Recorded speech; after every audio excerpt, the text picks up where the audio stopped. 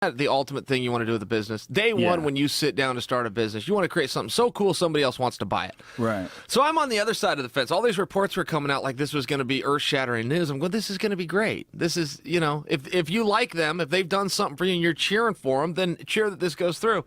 Particularly if you retain Dana. And that was the other part of the report, was that Dana was going to stay on. Well, that's relevant. There's not another guy alive that can run that. And that's not some nice statement to Dana. It's just the truth. Like, you can't go to a library and check out a book on fight promotion. You can't go to any college and major in fight promotion. You either know it or you don't. Yeah, it's difficult. And it requires all day. Like, Dana's working all day. Like, for people who don't, I'll call him at like 1 o'clock in the morning, and he just got off the phone, and he's doing deals, and he's making things happen, and he's obsessed with it. I mean, that guy really does love the business of putting together fights. We'll talk randomly, just in the middle of nowhere, about fights for hours. He just loves to talk fights. He really is a big fan and obsessed and not burnt out yet, which is amazing. Because the amount of hours that guy puts in, and I mean, obviously he's making a shitload of fucking money, but it's still the amount of hours that he puts in, you would think he would be cooked by now. Yeah, you would. And I know what you mean. 1 a.m. is a good time to get a hold of him. I was in Brazil. He called and woke me up. I was doing the Ultimate Fighter. He woke me up. It was 4 a.m.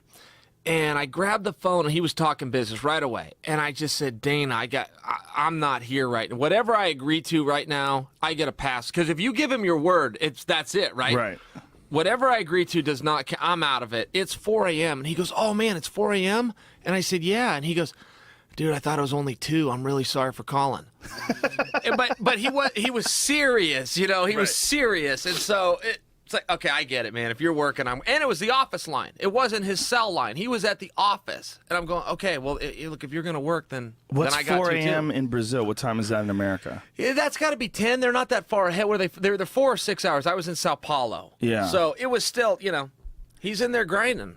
That was a ballsy move of you to do the Ultimate Fighter in Brazil after you had talked mad shit about virtually every legend that ever came out of Brazil. Yeah, and to understand, thank you for saying that, but it's also relevant, Joe, to understand how big MMA is over there. You get away with that here, and there's going to be some pockets that know exactly who you are, but it's going to be just that, pockets. In Brazil, it's the #2 sport behind